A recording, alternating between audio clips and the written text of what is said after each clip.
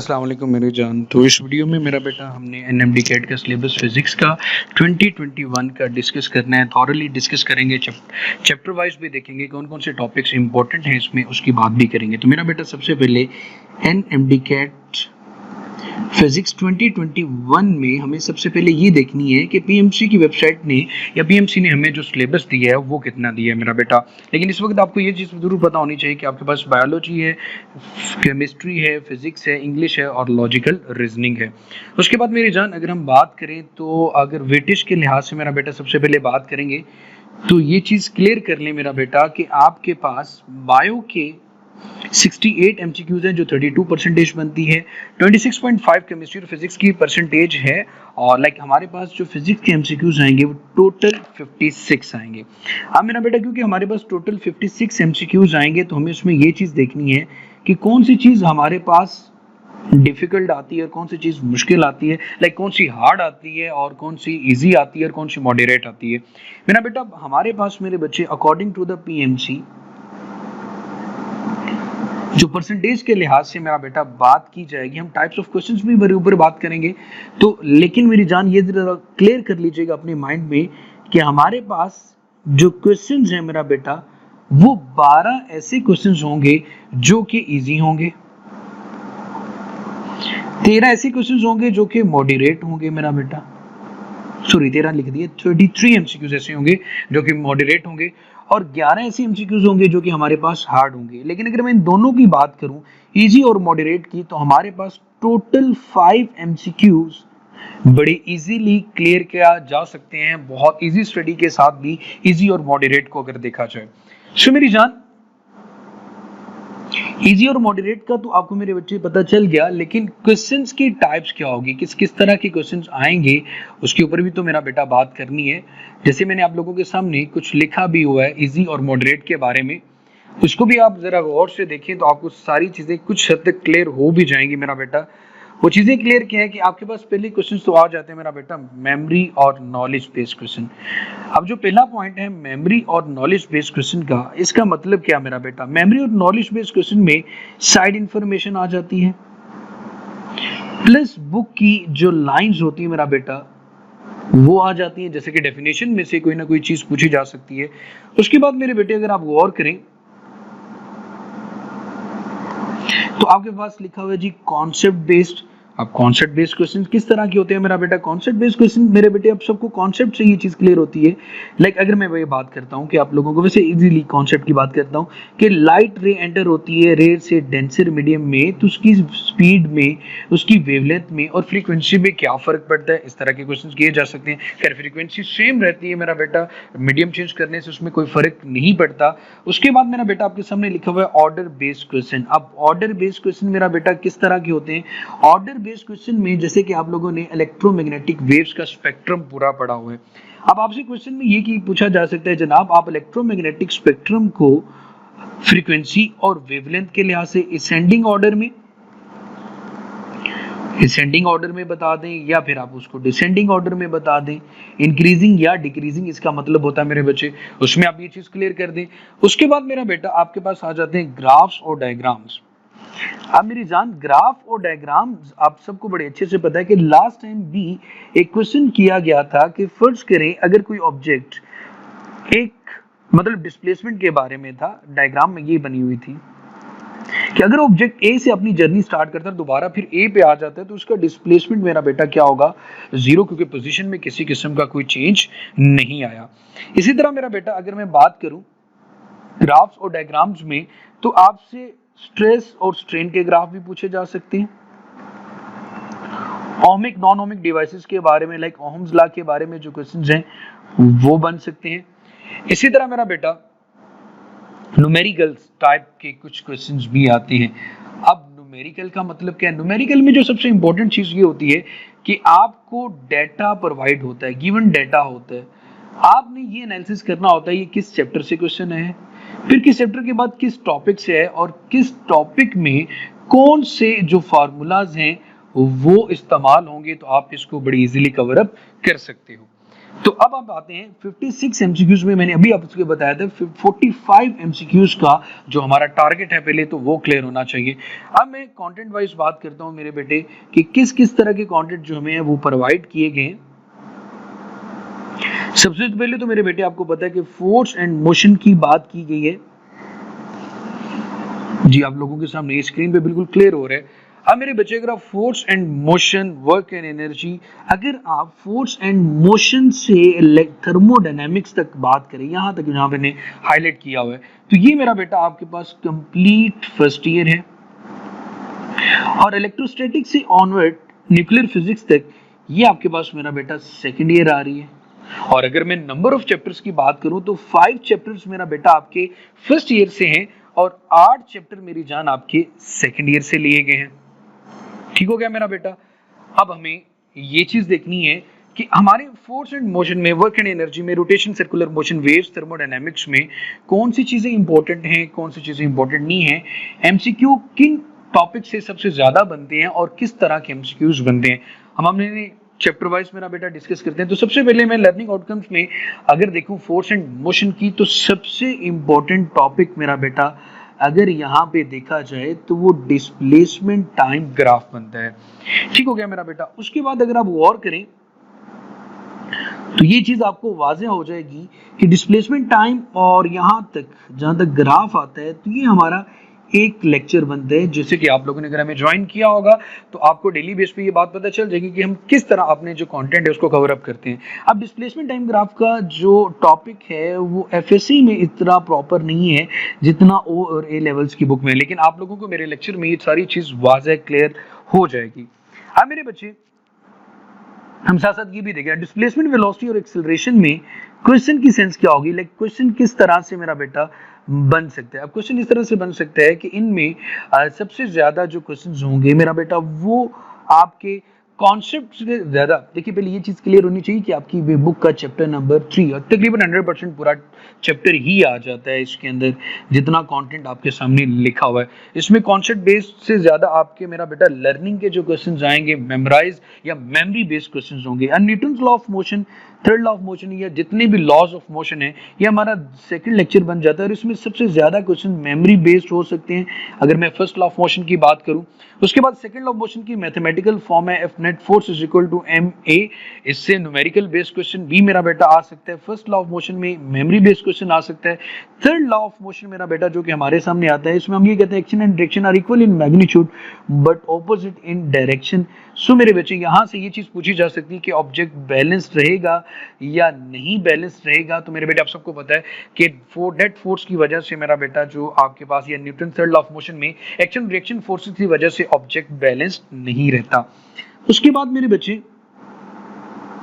हम नेक्स्ट जो कंटेंट आ जाता है हमारा इसी चैप्टर का वो मोमेंटम के बारे में। अब मोमेंटम से लेकर अगर मैं कोलिजन तक की बात करूं, लीनियर मोमेंटम से लेकर ये प्रोजेक्टाइल मोशन से पहले तो हमारे पास मेरा बेटा यहाँ पे भी डिफरेंट क्वेश्चंस बन सकते हैं और बनेंगे भी। वो ये है कि मेरा बेटा linear momentum, law conservation of momentum, momentum का फार्मूला क्या है, मोमेंटम का एनर्जी के साथ क्या रिलेशन है, P is equal to under root 2mE, इससे रेलिवेंट इंपॉर्टेंट क्वेश्चंस पूछे जा सकते हैं। Elastic collision in one dimension, elastic और इन इलास्टिक में क्या फर्क है। इलास्टिक इन वन डायमेंशन में V1 प्राइम और V2 प्राइम के फार्मूलाज में के बाद आपने उसके 4 केसेस देखने हैं।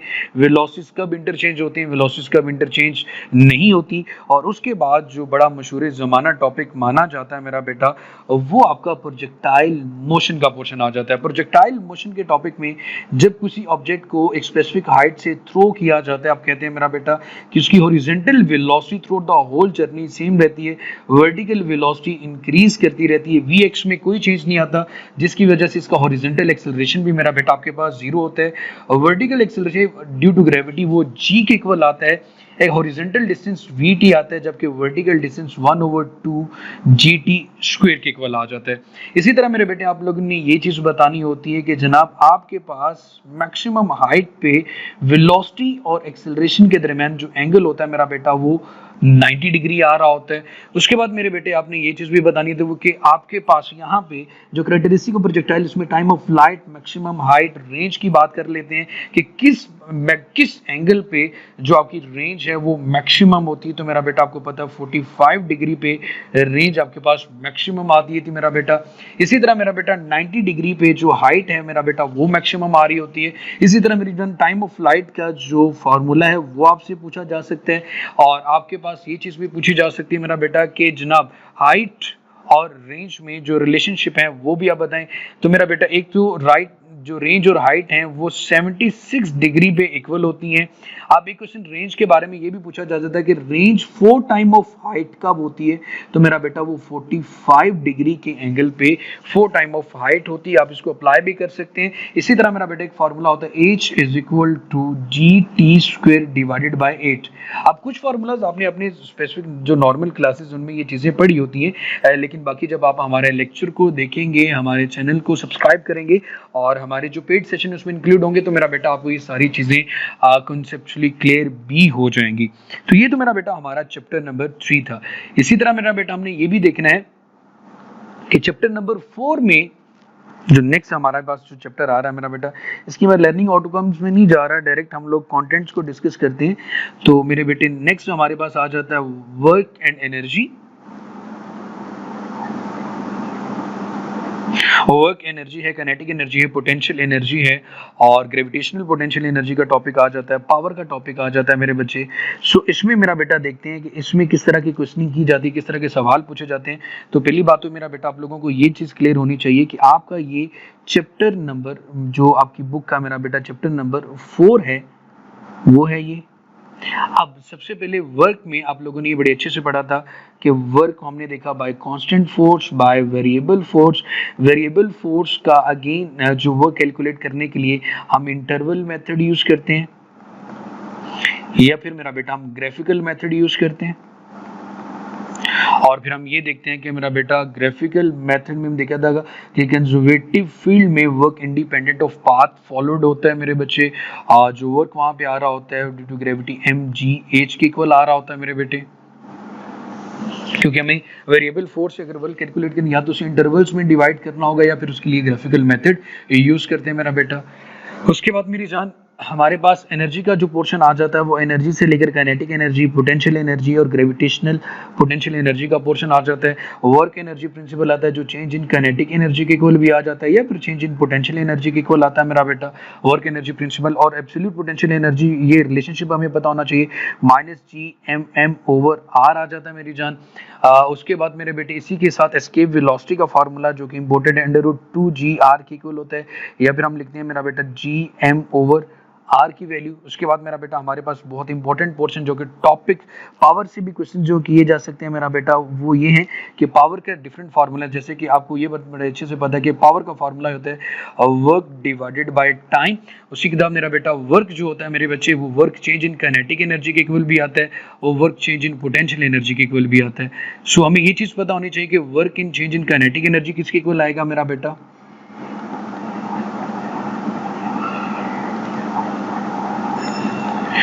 या work change in potential energy के इक्वल आ जाता है।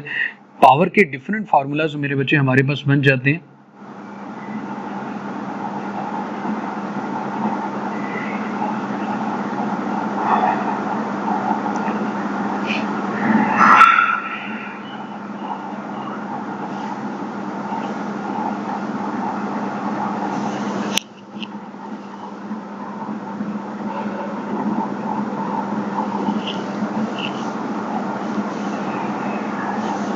इसी तरह मेरा बेटा पावर का एक फार्मूला हमारे पास आ जाता है F.V।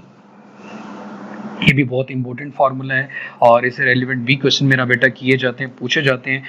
Work divided by time से क्वेश्चन पूछे जाते हैं, change in kinetic energy, change in potential energy, इससे रेलिवेंट मजीद इस तरह एक पावर का formula mgh divided by t भी किया जाता है। इसी तरह एक न्यूमेरिकल में आप लोगों ने मेरा बेटा ρVgh डिवाइडेड बाय t भी पढ़ा, जिसमें आप एनर्जी किलोवाट आवर में कन्वर्ट करते हो मेरे बेटे।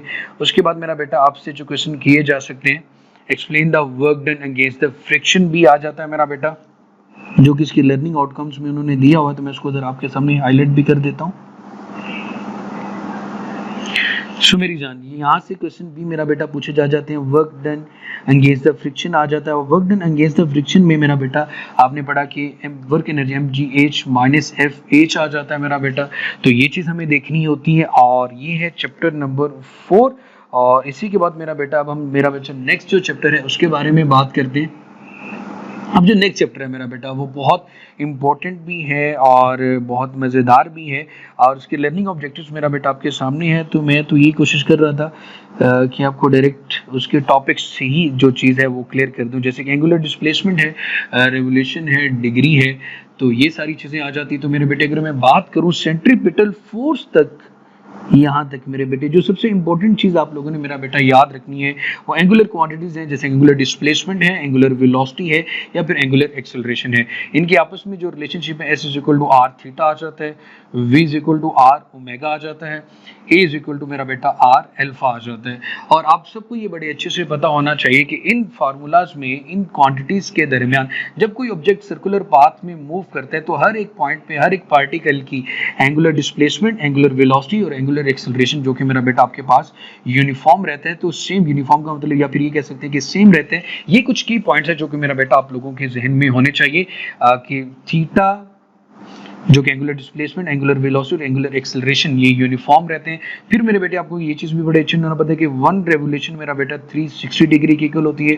360 डिग्री 2 पाई रेडियन के इक्वल आता है मेरा बेटा। इसी तरह इनके जो फार्मूला आ जाते हैं। उसके बाद मेरे बेटे अगर मैं बात करूँ सेंट्रीपिटल फोर्स की, तो सेंट्रीपिटल फोर्स में मेरा बेटा आप सबको पता है, अच्छे से पता है कि आपके पास फोर्स का फार्मूला आ जाता है m इंटू ए सेंट्रीपिटल एक्सेलरेशन की मेरी जान। उसके बाद आपने ये पढ़ा होगा mv स्क्वायर ओवर r।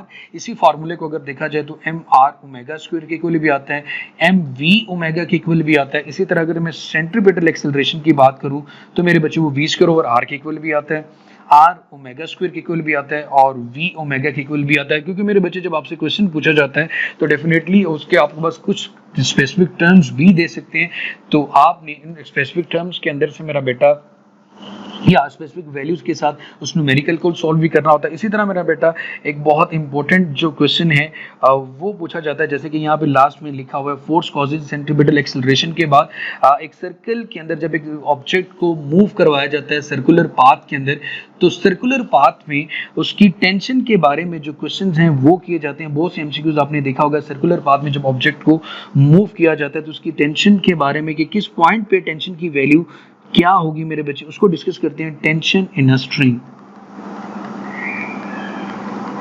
मैं टाइप्स ऑफ क्वेश्चन की बात कर रहा हूँ कि किस किस तरह के सवालात पूछे जाते हैं। तो मेरे बेटे आप सबको ये चीज पता होनी चाहिए कि टॉप पे जो टेंशन है मेरा बेटा वो मिनिमम होती है, और बॉटम पे जो टेंशन टी की वैल्यू है मेरा बेटा वो मैक्सिमम होती है, और सेंटर में जो टेंशन आती है वो एग्जैक्टली सेंट्रीपिटल फोर्स के इक्वल आती है, because both are the forces. तो इस तरह के जो सवालात हैं मेरा बेटा वो पूछे जाते हैं। तो अब मेरा बेटा हम अपने जो नेक्स्ट पोर्शन है जो कॉन्टेंट नंबर 4 बनता है उसके बारे में बात करते हैं। सो मेरी जान अब हम डिस्कस करते हैं अपना जो नेक्स्ट चैप्टर है या नेक्स्ट कंटेंट है वो वेव्स के बारे में आ जाता है। तो यहाँ पे मेरा बेटा प्रोग्रेसिव वेव से ऑनवर्ड यहाँ तक लॉन्गिट्यूडनल पीरियोडिक वेव्स तक आपने जो सबसे ज़्यादा चीज़ पे फोकस रखना है मेरा बेटा, वो आपका फोकस जो होना चाहिए वो इसकी बेसिक्स के बारे में होना चाहिए। अब बेसिक्स में क्या क्या चीज़ें आ जाती है मेरा बेटा, बेसिक्स में मेरा बेटा आपके पास इसकी डेफिनेशंस आ जाती हैं। बेसिक्स ऑफ वेव्स में ये चीज आ जाती है कि जी क्रेस्ट किस पॉइंट को कहते हैं, ट्रफ किस पॉइंट को कहते हैं, फ्रीक्वेंसी और वेवलेंथ में क्या रिलेशन आता है, ये क्रेस्ट होता है ये ट्रफ होता है, एम्पलीट्यूड किसे कहा जाता है, maximum displacement from its main position. Frequency और टाइम पीरियड दोनों एक दूसरे के रेसिप्रोकल होते हैं, दोनों का प्रोडक्ट लिया जाए तो मेरा बेटा वो 1 के इक्वल आता है। और वेवलेंथ क्या है, टाइम प्रोग्रेसिव वेव्स की टाइप्स क्या हैं, transverse wave, longitudinal waves, periodic wave किसे कहते हैं, ट्रांसवर्स पीरियोडिक वेव कौन सी है, लॉन्गिट्यूडनल पीरियोडिक वेव्स कौन सी है। उसके बाद मेरा बेटा ये जो टॉपिक है पहले ये इंक्लूड नहीं होता था, ये अब इंक्लूड हुआ है speed of the sound in air का। तो अगर आप हमारे साथ लेक्चर देखेंगे तो मेरा बेटा इसके ऊपर डिटेल लेक्चर भी आप लोगों को मेरे बच्चे मिल जाएगा। उसके बाद मेरा बेटा principle of superposition are the, आपको वैसे इसमें जो फार्मूला है मेरा बेटा speed of sound in air का वो भी मेरे बेटे आप लोगों को बड़े अच्छे से पता होना चाहिए। आपने टॉपिक तो मेरा बेटा पढ़ा ही होगा speed of sound in air के अंदर v is equal to E over density आता है मेरा बेटा, इलास्टिसिटी आती है सॉलिड, लिक्विड और गैस की। अगर एयर की बात करते हैं तो उसमें हमारे पास के ही आता है जो कि हमारे पास बल्क मॉडुलस होता है, v is equal to P over density के साथ न्यूटन ने कैलकुलेट की थी, जो कि 280 metre per second speed of the sound इन आई थी, जिसमें मेरा बेटा लेप्लास ने करेक्शन की थी और लेप्लास ने यूज किया था गामा P ओवर डेंसिटी वाला फार्मूला, जो कि 333 जो आपके पास आई थी मेरा बेटा speed of the sound in air, जो करेक्शन की थी लेप्लास ने न्यूटन में, जो न्यूटन की स्पीड में जो आपके पास एरर था उसको करेक्ट किया था मेरा बेटा लेप्लास ने। उसके बाद मेरा बेटा प्रिंसिपल ऑफ सुपरपोजिशन में अगर आप मेरा बेटे गौर फरमाएंगे तो प्रिंसिपल ऑफ सुपरपोजिशन में मेरी जान आपने ये देखना है कि बीट्स की सुपरपोजिशन कैसे हो रही है, या फिर आपके पास सुपरपोजिशन में इंटरफेरेंस कैसे हो रही है, कब आपके पास क्रस्ट आ रहा है, कब आपके पास ट्रफ आ रहा है, कब इंटरफेरेंस कंस्ट्रक्टिव है, कब इंटरफेरेंस डिस्ट्रक्टिव आ रही है, स्टेशनरी वेव्स और स्टैंडिंग वेव में क्या डिफरेंस है, इनकी ग्राफ्स के ऊपर मेरा बेटा आप लोगों ने बातें करनी है।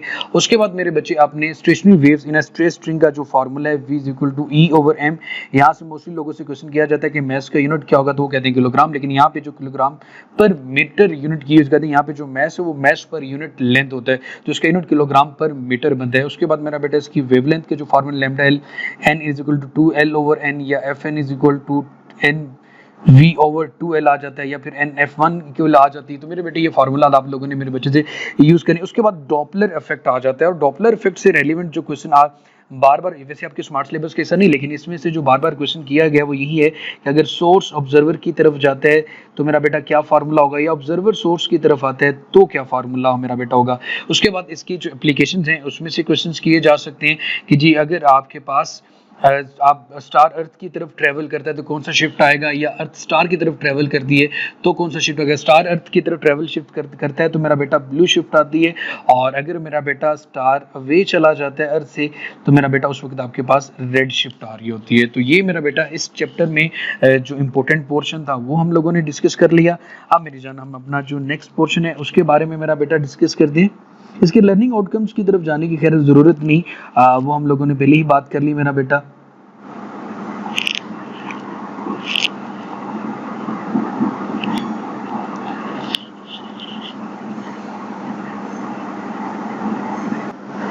सो मेरे बेटे अगर आप देखें तो इसमें हम लोगों ने इससे पहले तो देख लिया कि इस चैप्टर के अंदर ऊपर वाला जो सारा पोर्शन था मेरा बेटा वो चैप्टर नंबर 8 के बारे में था। अब जो नेक्स्ट पोर्शन आ रहा है simple harmonic motion, characteristic of simple harmonic motion आ रहा है मेरा बेटा, इंस्टेंटेनियस डिस्प्लेसमेंट आ रहा है, एम्पलीट्यूड आ रहा है, या फिर आपके पास वाइब्रेशन है, फ्रीक्वेंसी है। तो ये आपके पास मेरा बेटा हमारा चैप्टर नंबर 7 बनता है। अब चैप्टर नंबर 7 में आपने सबसे पहले वही चीज़ है कि आपने पहले डेफिनेशन के लिहाज से वाइब्रेशन की डेफिनेशन देखनी है, एम्पलीट्यूड की डेफिनेशन देखनी है, फ्रीक्वेंसी की डेफिनेशन की बात करनी है मेरे बच्चे। तो चैप्टर नंबर 7 जो कि सिंपल हार्मोनिक मोशन का चैप्टर है, इसमें सबसे पहले आप लोगों ने ये देखना है कि इंस्टेंटेनियस डिस्प्लेसमेंट का फार्मूला आपके पास क्या आएगा। मैंने वही चीज बता दी कि आपने पहले बेटा डेफिनेशन देखनी है, टाइम पीरियड फ्रीक्वेंसी और एंगुलर वेलोसिटी की जो रिलेशनशिप है उनको देखना है। x = x0 sin omega t भी है, x = x0 cos omega t भी आपका लास्ट न्यूमेरिकल इसी इक्वेशन से सॉल्व होता है मेरा बेटा। इसमें दोनों में डिफरेंस क्या है ये चीज आप लोग मेरा बेटा देखेंगे। फिर v = ओमेगा x0² - x² कहाँ पे मैक्सिमम है कहाँ पे मिनिमम है ये चीज मेरा बेटा आप ऑब्जर्व करेंगे। एम्पलीट्यूड, वाइब्रेशन, टाइम पीरियड और फ्रीक्वेंसी की मेरा बेटा आप लोग डेफिनेशन देखेंगे। डेफिनेशन के बाद टाइम पीरियड फ्रीक्वेंसी का रिलेशन दोनों एक दूसरे के मेरा बेटा रेसिप्रोकल होते हैं। f = 1/t और दोनों का जो प्रोडक्ट आता है मेरा बेटा वो 1 के इक्वल आ जाता होता है जी मेरे बेटे। तो ये आप frequency, vibration, time period, frequency इसका बहुत कम सा पोर्शन है और इससे रेलेवेंट क्वेश्चंस भी आ सकते हैं और इंपॉर्टेंट भी है मेरा बेटा, तो इसको जरा अच्छे से देखिएगा। तो अब हम नेक्स्ट मूव करते हैं मेरी जान। तो फर्स्ट लॉ ऑफ थर्मोडायनामिक्स और सेकंड लॉ ऑफ थर्मो, ये जो आपके पास specific molar specific heat capacity आ जाती है, चैप्टर नंबर 11 बनता है आपकी बुक का। तो इसमें जो सबसे ज़्यादा चीज़ें आपने फोकस करनी है, इंटरनल एनर्जी के यूनिट के बारे में बात करनी है, उसका यूनिट क्या होता है, इनका रिलेशन क्या है, एनर्जी के बारे में बात करेंगे, इंटरनल एनर्जी के बाद हीट एनर्जी की बात करेंगे। वर्क का जो फॉर्मूला मेरा बेटा वो P∆V के इक्वल होता है। थर्मोडायनामिकली जो वर्क है आपके पास P∆V के इक्वल होता है। अब यहाँ पे जो सबसे इंपॉर्टेंट एक चीज़ याद रखिएगा कि क्लोज पाथ अगर आपके पास P और V के दरमियान बन रहा है, क्लोज पाथ अगर आपके पास P और V के दरमियान बन रहा है मेरा बेटा, तो यहाँ पे जो वर्क है मेरा बेटा वो नॉट इक्वल टू 0 आएगा, लेकिन जो इंटरनल एनर्जी का चेंज है मेरा बेटा वो आपके पास 0 आ जाएगा। इसी तरह अगर यही ग्राफ फोर्स और डिस्प्लेसमेंट के दरमियान बन रहा होता तो आपके पास work done in a close path मेरे बेटे आपके पास 0 आता है, लेकिन work done in a close path PV graph में 0 नहीं आता मेरे बच्चे। तो इस चीज का जरा आप लोगों ने ख्याल रखना है, फर्क रखना है। Thermodynamically work done in a close path not equal to 0 आता है। उसके बाद मेरा बेटा आपने जिन चीज़ों का मेरे बेटे यहाँ पे ख्याल रखना है वो ये है, मज़ीद जो मतलब जो चीज़ें यहाँ से पूछी जा सकती हैं। फर्स्ट लॉ ऑफ थर्मोडायनेमिक्स की जो आपके पास होता है, Q is equal to internal energy plus work. इसके 4 कॉन्सिक्वेंसेज आ जाते हैं मेरा बेटा, जैसे कि आपके पास आइसोथर्मल प्रोसेस आ जाता है, फिर एडियाबैटिक प्रोसेस आ जाता है। एडियाबैटिक प्रोसेस की जो इक्वेशन होती है मेरा बेटा P V gamma is equal to जो आपके पास कांस्टेंट आता है। उसके बाद मेरा बेटा आइसोकोरिक प्रोसेस आ जाता है। आइसोकोरिक में एट कांस्टेंट वॉल्यूम मेरा बेटा CV की बात करते हैं उस इक्वेशन की। इसी तरह मेरा बेटा आइसोबैरिक प्रोसेस आ जाता है जिसमें आपके पास CP आता है, और आइसोबैरिक प्रोसेस ये जो आपके पास फर्स्ट लॉ ऑफ थर्मोडायनामिक्स की जो इक्वेशन है वो आइसोबैरिक प्रोसेस ही है मेरे बेटा हमारे पास। तो ये जो चीज़ें इंपॉर्टेंट हैं, आप लोगों ने यहाँ से जो चीज़ें मेरे बच्चे याद रखनी है, इन पॉइंट्स को ज़रूर याद रखना है। यही की पॉइंट्स हैं जिनसे क्वेश्चन। इसी के साथ साथ मेरे बेटे आप लोगों को जैसे यहाँ पे एक रिलेशनशिप नजर आ रहा है, CP minus CV is equal to R, CP minus CV is equal to R, ये पूछा जाता है मेरा बेटा। फिर आप ये कहते हो तो गामा इज इक्वल टू होता है आपके पास CP ओवर CV के इक्वल आ जाता है मेरा बेटा। फिर CP ग्रेटर देन आता है CV के। तो ये इंपॉर्टेंट जो रिलेशनशिप है, तो ये मेरे बेटे आप लोगों ने यहाँ से याद रखने हैं। 2 ही टॉपिक्स इंक्लूड हैं आपके इस चैप्टर से और 2 ही कंटेंट है, लेकिन इससे रेलिवेंट जो क्वेश्चंस हैं वो कॉम्प्लेक्स भी हो सकते हैं, आसान भी हो सकते हैं। तो इसको ज़रा अच्छे से फोकस करना हम लोगों ने मेरा बेटा। अगर आप मेरा बेटे इसके देखिए लर्निंग ऑब्जेक्टिव्स में, तो यही चीज़ें बताएगी कि जी आप इंटरनल एनर्जी क्या होगी, लो टेम्परेचर पे स्पेसिफिक टू मोलर स्पेसिफिक में डिफरेंस क्या है, फर्स्ट लॉ ऑफ थर्मोडायनामिक्स की मैथमेटिकल फॉर्म क्या है, CP minus CV is equal to R कैसे इक्वल आता है। और जो सबसे इंपॉर्टेंट चीज़ है मेरा बेटा, आपने इनकी कन्वेंशंस को जरूर पढ़ना है कि इंटरनल एनर्जी कब पॉजिटिव होगी, कब work done by the system positive होता है या ऑन द सिस्टम नेगेटिव होता है, क्या चीज़ होती है। तो ये सारी चीज़ें इंपॉर्टेंट है। तो यहाँ तक मेरा बेटा जो थर्मोडायनामिक्स का चैप्टर था, यहाँ तक तो मेरा बेटा हम लोगों ने मेरे बच्चे बात कर ली अबाउट द फर्स्ट ईयर। तो अब मेरे बेटे इलेक्ट्रोस्टैटिक्स से मेरे बच्चे हम बात करेंगे सेकेंड ईयर के बारे में, कि अब इसमें से जो क्वेश्चंस हैं वो किस तरह के पूछे जाएंगे और कैसे नहीं पूछे जाएंगे। सो मेरे बेटे अब हमारे पास इलेक्ट्रोस्टैटिक्स आ गया, जो कि चैप्टर नंबर 11 भी बनता है मेरा बेटा आप लोगों का, और चैप्टर नंबर 12 जो आपके पास पंजाब बोर्ड है उसका बनता है। तो मेरे बेटे सबसे पहले तो आप लोगों को ये चीज़ पता होनी चाहिए कि आपने कूलम्स लॉ, क्योंकि कुछ लोगों के स्मार्ट सिलेबस में इंक्लूड नहीं है, लेकिन आपने इसमें से मेरा बेटा जो सबसे इंपॉर्टेंट चीज़ है और वो क्या याद करनी है और कैसे याद करनी है उसके बारे में डिस्कस करेंगे। तो सबसे पहले मेरा बेटा आपने इसकी सबसे जो बेसिक इक्वेशन है उसको अच्छे से याद करना है, उसको अच्छे से लर्न करना है, उसको अच्छे से अंडरस्टैंड करना है, और आपने हमारे लेक्चर को भी देखना मेरा बेटा। F is equal to KQ1 Q2 over R square. अगर मतलब मोस्टली यहाँ से ये सवाल पूछा जाता है जिसमें बहुत से लोग इस बारे में हमेशा गलत ही जवाब देते हैं कि फर्ज करें एक बड़ा चार्ज और एक छोटा चार्ज है, तो बड़ा चार्ज छोटे चार्ज पे ज़्यादा फोर्स लगा रहा है या छोटा चार्ज बड़े चार्ज पे ज़्यादा फोर्स लगा रहा है। तो बहुत से लोग यही जवाब देते हैं कि जो बड़ा चार्ज छोटे चार्ज पे फोर्स लगाता है, जो कि बिल्कुल गलत है, कि दोनों एक दूसरे के ऊपर मेरा बेटा सेम फोर्स एग्जिट करते हैं, क्योंकि ये फोर्स आपके पास मेरा बेटा एक म्यूचुअल फोर्स होती है। F21 is equal to minus F12, दोनों का मैग्नीट्यूड सेम है लेकिन डायरेक्शन मेरा बेटा आपके पास ऑपोजिट होती है। हाँ, ये बात की जा सकती है कि इसका इलेक्ट्रिक फील्ड ज़्यादा होगा, स्ट्रॉन्ग होगा, और इसका इलेक्ट्रिक फील्ड कम होगा और कम होगा। इसी तरह मेरे बेटे आपके पास ये चीज़ पूछी जाती है कि अगर कोई डाइलेक्ट्रिक मीडियम दरमियान में प्लेस कर दिया जाए तो उसके लिए फिर आपके पास जो फोर्स है वो उस डाइलेक्ट्रिक मीडियम के साथ जाके डिवाइड हो जाती है। कूलम फोर्स, लाइक अगर मैं ये बात करूँ कि अगर दो चार्जेस के दरमियान में मेटल की प्लेट्स रख दूँ और मेटल की प्लेट्स की जो रिलेटिव परमिटिव होती है मेरा बेटा वो इन्फिनिटी होती है, जिसकी वजह से इलेक्ट्रिक फोर्स या कूलम फोर्स जब दो मेटल की प्लेट रख दी जाए दो चार्जेस के दरमियान, जिसकी वजह से फिर जो फोर्स है मेरा बेटा वो जीरो हो जाएगी। तो ये था हमारे पास Coulomb's law in material media. इसी तरह मेरा बेटा इलेक्ट्रिक फील्ड इंटेंसिटी का जो आपका फार्मूला है वो आपको मेरे बच्चे अच्छे से पता होना चाहिए कि उसका फार्मूला क्या है, कैसे आप उसको करें। Is equal to F over Q not आता है, फिर उसके Q ओवर R स्क्वायर आ जाता है। फिर electric field intensity due to an infinite sheet of charge in between two oppositely charge plates. तो बेसिकली मेरा बेटा अगर ये इनफिनाइट शीट ऑफ चार्ज की बात कर रहा हूँ या two oppositely charge parallel plates की बात कर रहे हैं, तो मेरा बेटा यहाँ पे हम मेरे बच्चे जो चीज़ डिस्कस कर रहे हैं वो हमारा गॉसेस लॉ है। तो मेरे बेटे हम गॉसेस लॉ में हम लोग ये चीज़ भी पढ़ते हैं कि आपके पास एक इलेक्ट्रिक फील्ड का formula, electric field actually calculate करना होता है गॉसियन सरफेस की जगह, ये भी आ जाता है। फिर दो अपोजिटली चार्ज पैरेलल प्लेट्स के दरमियान जो इलेक्ट्रिक फील्ड होता है मेरा बेटा वो बिल्कुल यूनिफॉर्म आ जाता है। इलेक्ट्रिक पोटेंशियल का जो फार्मूला KQ ओवर R, इससे रेलिवेंट एक क्वेश्चन न्यूमेरिकली आ जाता है। फिर कैपेसिटर जो कि बहुत इंपॉर्टेंट पोर्शन है, इसको अपने पूरा थॉरली अंडरस्टैंड करना होता है, इसकी इक्वेशंस को देखना होता है, कैपेसिटर की इक्वेशन क्या है। कैपेसिटर से रेलिवेंट जब भी क्वेश्चन किया जाता है कि वो ये देखते हैं बैटरी से कनेक्टेड है या बैटरी से मेरा बेटा वो डिस्कनेक्टेड है, इससे रेलिवेंट क्वेश्चन किया जाता है। फिर कैपेसिटेंस का जो formula A epsilon not over D, और जब दरमियान में कोई डाइलेक्ट्रिक रख दिया जाए तो A epsilon not epsilon R over D के डाइलेक्ट्रिक रखने से कैपेसिटेंस मेरा बेटा इंक्रीज कर रही है। फिर अगर C मीडियम की रेशो ली जाए C वैक्यूम के साथ, तो मेरा बेटा वो आपके पास रिलेटिव परमिटिविटी के इक्वल आती है, ये फार्मूला पूछा जा सकता है मेरे बेटे। इसी तरह मेरा बेटा अगर चार्जिंग, इसी तरह आपके पास एनर्जी स्टोर्ड इन कैपेसिटर का बी पोर्शन आ जाता है जैसे कि u is equal to 1/2 cv² की इक्वल आ जाती है मेरे बेटे, या 1/2q² भी पूछा जाता है मेरा बेटा। फिर u is equal to 1/2e² epsilon R A D का जो फार्मूला है वो भी मेरे बच्चे हमारे पास बन जाता है। इसी तरह charging and discharging of a capacitor में मेरा बेटा, क्योंकि कॉम्प्लेक्स टॉपिक है, इसमें आपसे एक क्वेश्चन ये भी पूछा जाता है और अभी पूछा भी गया था। आरसी का जो प्रोडक्ट है लास्ट टाइम एनएमडी कैट में उन्होंने इनके यूनिट दिए हुए थे मेरे बेटे, उससे रेलिवेंट क्वेश्चन किया था।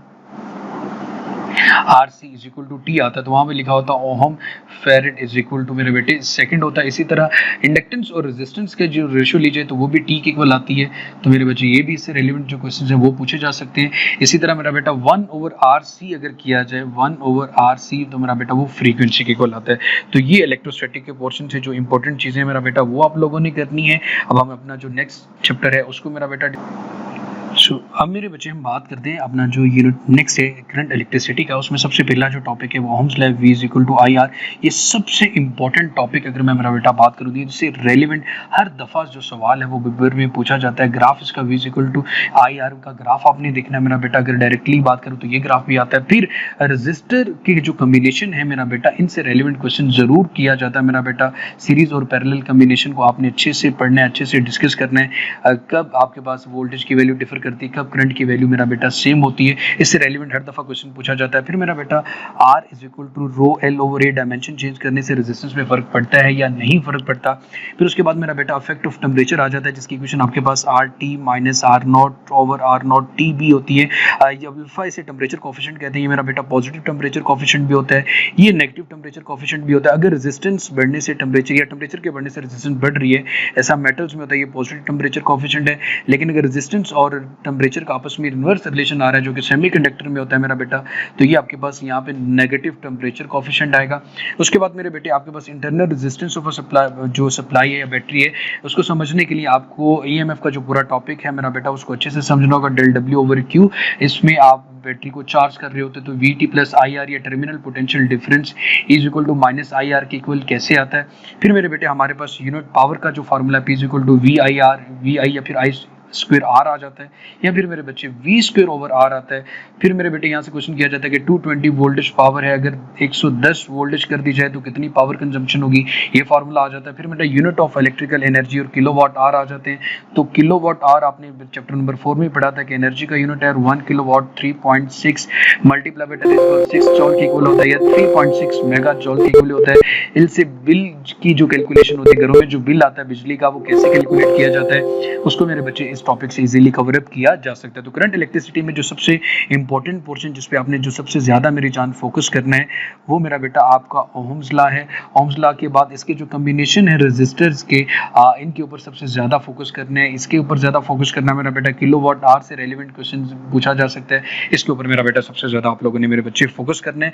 तो अब मेरे बच्चे हम अपना जो नेक्स्ट टॉपिक है उसकी तरफ चल।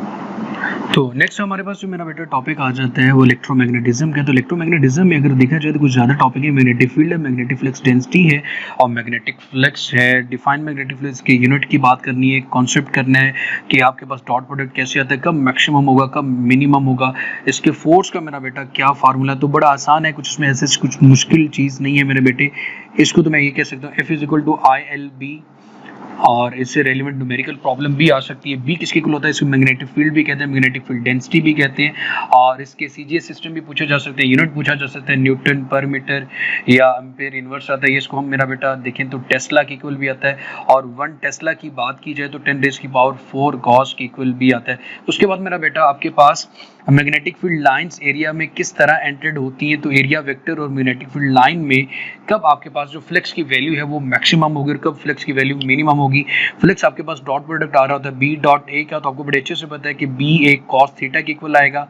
cos 90 जब होगा तो मेरे पास से फ्लक्स की वैल्यू आपके पास मेरे बेटे 0 आ जाएगी, और cos जब 0 आ रहा होगा तो फ्लक्स मेरा बेटा उस वक्त आपके पास मैक्सिमम आ जाएगा। तो ये ओरिएंटेशन आपको जरूर पता होनी चाहिए कि फ्लक्स की वैल्यू मैक्सिमम कब होगी और फ्लक्स की वैल्यू मिनिमम कब होगी। तो इलेक्ट्रोमैग्नेटिज्म में यही सबसे इंपॉर्टेंट है। सबसे इंपॉर्टेंट आप ये चीज भी देख लें, 10⁻⁴ गॉस जो कि आपके सीजीएस सिस्टम में अगर बात करें तो मैग्नेटिक फील्ड का या मैग्नेटिक फील्ड डेंसिटी का ये यूनिट आता है। उसके बाद मेरे बेटे इस कॉन्सेप्ट को आपने अच्छे से पढ़ना, describe the concept of magnetic flux. बार बार देख रहा हूँ कि इसमें फ्लक्स की वैल्यू मैक्सिमम कब है, मिनिमम कब है, एरिया वेक्टर और मैग्नेटिक फील्ड में, या फिर अगर आपसे सरफेस एरिया पूछ ले तो उसके लिहाज से भी आपको एंगल की वैल्यू पता होनी चाहिए। मैग्नेटिक फील्ड के डिफरेंट नाम्स हो सकते हैं, मैग्नेटिक फील्ड डेंसिटी भी इसको कहा जा सकता है मेरे बच्चे। तो ये इंपॉर्टेंट कॉन्सेप्ट थे मेरे बच्चे हमारे इस चैप्टर में। उसके बाद describe the quantitative path by charge particle into a magnetic field direction perpendicular to the field। तो मेरे बेटे इसका जो फार्मूला आपके पास बनता है F is equal to charge का Q V cross B 0 degree 90 degree पे इसके वैल्यू क्या बनती है आपके पास, पाथ उसका हेलिकल कब आता है, पाथ उसका स्पाइरल कब आता है, इस चीज़ को देखना है, या सर्कुलर पाथ कब बनता है इस चीज़ को आपने देखना मेरा बेटा, या बी की वैल्यू आपके पास 0 कब आती है इस चीज़ को देखना है, Q V B sine theta आता है, मैक्सिमम कब होगा, मिनिमम कब होगा, इस चीज़ को मेरा बेटा आप लोगों ने अच्छे से देखना है। उसके बाद मेरा बेटा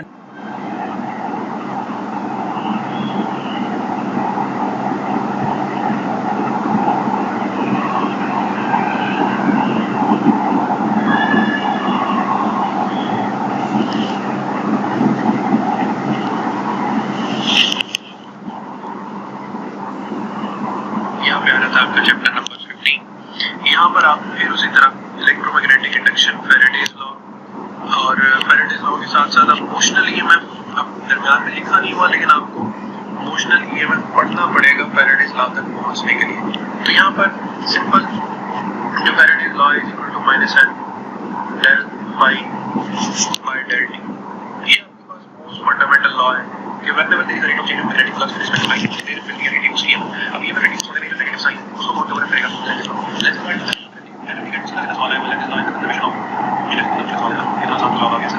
तो let's law the let's law the diagram is questions hard question आ सकते हैं। फॉर एग्जांपल एक रिंग यहां पर हिट कर रहा है कॉपर का, यहां पर एक मैग्नेट प्लेस है, नॉर्थ साउथ मैग्नेट रिंग की तरफ मूव करेगी, तो रिंग की तरफ मूव करने की वजह से क्या होगा, ऑपरेशन की तरफ मूव होएगी और मैग्नेट लेफ्ट साइड की तरफ मूव करेगी, कॉन्ट्रैक्शन की करेगी टुवर्ड द मैग्नेट। इस तरीके से यहां पर जो आपको है diagram is question let's law place the diagram is head were and magnet मैं ऑलरेडी कर रहा हूं। अब इसमें आप इस तरह की क्वेश्चन आ सकते हैं। सबसे पहले जो ऑलरेडी जनरेटर की ब्लॉक डायग्राम है इसमें आपने हर एक कंपोनेंट इस तरह बात की, इस तरह मैग्नेटिक या मैग्नेटिक ठीक है, इसमें विजुअल दिया ही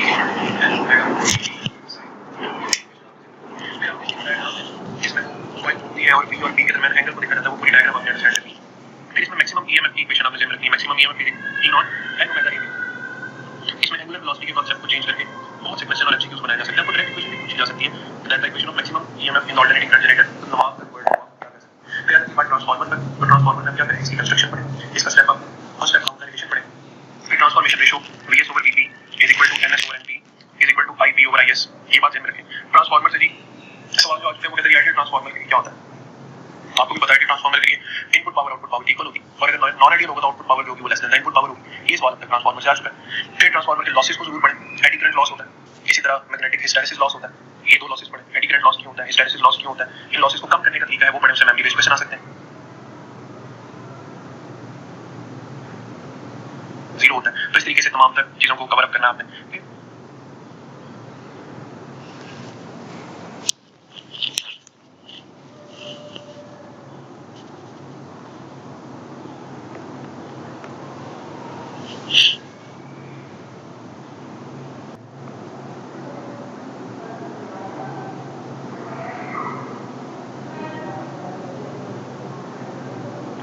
जी मेरे बेटे, तो इसके बाद हम लोगों ने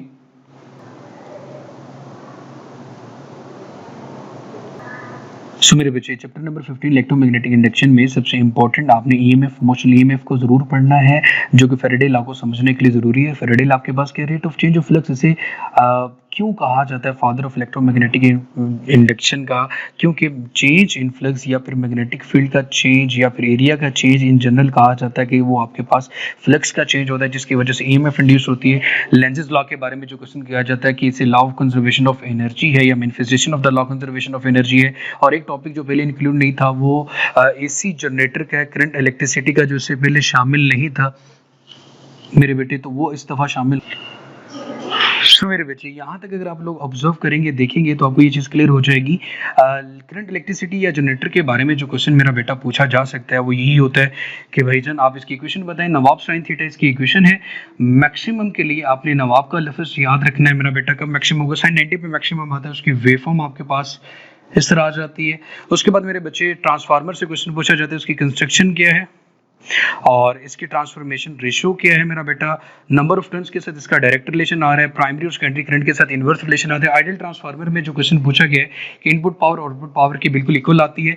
नॉन आइडियल ट्रांसफार्मर होगा तो मेरे बच्चे इनपुट पावर और आउटपुट पावर में से फर्क ये है कि आउटपुट पावर लेस देन होगी इनपुट पावर से। लॉसेस दो तरह के होते हैं, एक आपके पास मेरा बेटा मैग्नेटिक लॉस होता है, एक इलेक्ट्रिक लॉस होता है। इलेक्ट्रिक मेरा बेटा एडी करंट्स वाला आ जाता है, मैग्नेटिक आपके पास हिस्टैरिसीस आ जाता है, जिसको हमने अच्छे से पढ़ना है, अच्छे से मेरा बेटा डिस्कस कर।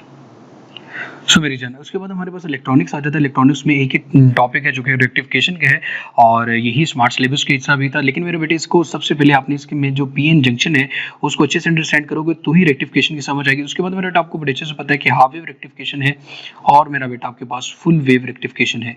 अब हाफ वेव रेक्टिफिकेशन और फुल वेव रेक्टिफिकेशन में जो क्वेश्चन पूछा जा सकता है वो ये है कि अगर आपके पास इनपुट फ्रीक्वेंसी एफ है तो हाफ वेव में आउटपुट फ्रीक्वेंसी भी क्या होगी मेरा बेटा? एफ होगी। अगर फुल वेव रेक्टिफिकेशन की बात की जाए अगर इसकी इनपुट फ्रीक्वेंसी एफ है तो आउटपुट फ्रीक्वेंसी मेरा बेटा इसकी 2f होगी। उसके बाद इसके डायग्राम से रेलेवेंट क्वेश्चन भी पूछे जा सकते हैं, जैसे कि फुल वेव रेक्टिफिकेशन में वो आपको एक ब्रिज रेक्टिफायर बना के जो इन डायोड्स है मेरा बेटा उसको इस तरह से कनेक्ट कर देते हैं। जिस तरह आपके पास चार जो रेक्टिफायर जो आप लोगों से लास्ट टाइम जो क्वेश्चन पूछा गया था एनबी कैट में, भाई फुल वेव रेक्टिफिकेशन में कितने डायोड्स इस्तेमाल होते हैं, तो जो केपीके के बच्चे थे उन्होंने 2 किया था क्योंकि 2 से भी फुल वेव रेक्टिफिकेशन होती है। और जो पंजाब के बच्चे थे मेरा बेटा उन्होंने 4 के ऊपर जो सिलेक्ट है वो किया हुआ था। सो मेरे बच्चे अब लगन यहाँ पे बी जो कनेक्ट है उनको कर दिया, लेकिन यहाँ से क्वेश्चन जो पूछा जाता है वो ये पूछा जाता है मेरा बेटा कि आपके पास किस तरह से कनेक्ट किया जाएगा, इसको आप भूल रहे। उसके बाद मेरे बेटे ये चीज देखनी है, जो क्वेश्चन है वो ये है कि इनपुट कहाँ पे कनेक्ट होगी और आउटपुट कहाँ पे कनेक्ट होगी। जहाँ पे डायोड के जो टर्मिनल्स हैं या जो डायोड्स हैं वो आपको ऑपोजिट लग रहे होंगे, यहाँ पे मतलब भी आपको यहाँ पे P नजर आ रहा है और यहाँ पे N नजर आ रहा है मेरा बेटा, तो आपने करना क्या है कि जहाँ पे ये ऑपोजिट आपको मेरे बच्चे नजर आ रहे हैं तो वहाँ पे आपने मेरे बेटे इनपुट कनेक्ट करनी होगी। और जहां पे 2 सेम पोल्स इसके नजर आ रहे हैं कि n के सामने n है या p नजर आ रहा है आपको मेरा बेटा, वहां पे मेरे बच्चे आप आउटपुट कनेक्ट करेंगे। जैसे कि यहाँ पे आपको नजर आ रहा है, ये चीज देख ले, n नजर आ रहा है तो यहाँ पे आप मेरे बेटे आउटपुट कनेक्ट करेंगे। अगेन मैं बता देता हूँ कि यहाँ पे जहाँ पे आपको मेरे बेटे डायोड्स के टर्मिनल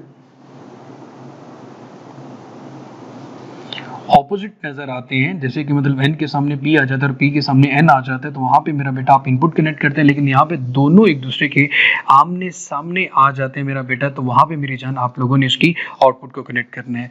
तो उसके बाद हम लोग मेरा बेटा डिस्कस करते हैं नेक्स्ट को।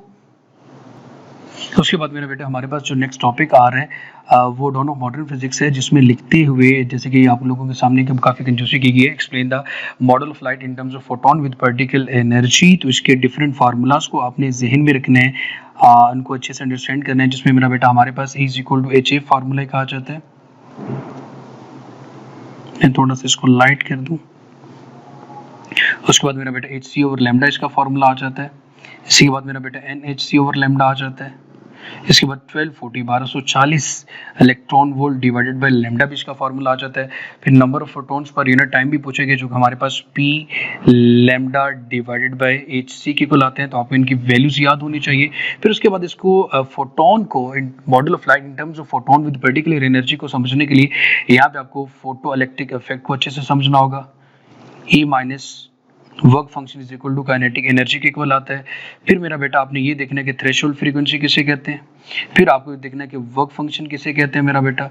उसी के साथ आपको ये देखना होगा सेम इंटेंसिटी या सेम फ्रीक्वेंसी डिफरेंट इंटेंसिटी पे क्या फर्क पड़ता है, या सेम इंटेंसिटी और डिफरेंट इंटेंसिटी में क्या ग्राफ्स आते हैं, ये चीज़ मेरा बेटा आपने देखनी है। इसी तरह वेवलेंथ शिफ्ट आ जाती है H/m0c × 1 माइनस कॉस थीटा, उसकी वैल्यू आपके पास शिफ्ट की आती है 2.4 मल्टीप्लाई बाय 10⁻⁻12 मीटर। और उसके बाद मेरा बेटा आपके पास पेयर प्रोडक्शन भी आ जाता है। पेयर प्रोडक्शन में एक्सरे के हैं जो कि फोटोन यूज होते हैं, जिनकी एनर्जी ग्रेटर देन होती है 1.02 मेगा इलेक्ट्रॉन वोल्ट के। अच्छा मेरा बेटा अब हम नेक्स्ट चैप्टर की तरफ चले, तो हमारे पास जो नेक्स्ट चैप्टर बन रहा है वो मेरा बेटा एटॉमिक स्पेक्ट्रा का बन रहा है। एटॉमिक स्पेक्ट्रा में आपने एक्चुअली जो चीज़ अच्छे से लर्न करनी होती है वो हाइड्रोजन का स्पेक्ट्रम ही है, और उसको मेरा बेटा आपने अच्छे से पढ़ना है। हाइड्रोजन के स्पेक्ट्रम के अंदर जितनी भी चीज़ें हैं कंप्लीटली उसको देखना होगा। लेमन बाल्मर पास्चर सीरीज़ के जितने भी मेरा बेटा उसके न्यूमेरिकल बनते हैं पी फंड के ब्रैकेट के, तो उस जो आपके फार्मूलाज उनको अच्छे से याद करना होगा। लेमडा मिनिमम कब होगा, लेमडा मैक्सिमम कब होगा, इनकी रेंजेस क्या होगी, इनको अच्छे से याद करो। इन शॉर्ट के आपने इस पूरे कंप्लीटली हाइड्रोजन स्पेक्ट्रम को देखना होगा। उसके बाद मेरा बेटा हम लास्ट की तरफ चलते हैं, जो कि हमारे पास आ जाता है न्यूक्लियर फिजिक्स का टॉपिक। न्यूक्लियर फिजिक्स में मेरे बेटे जो सबसे इंपॉर्टेंट टॉपिक अगर बात करें तो सबसे इंपॉर्टेंट टॉपिक मेरे बच्चे half life and the rate of decay है।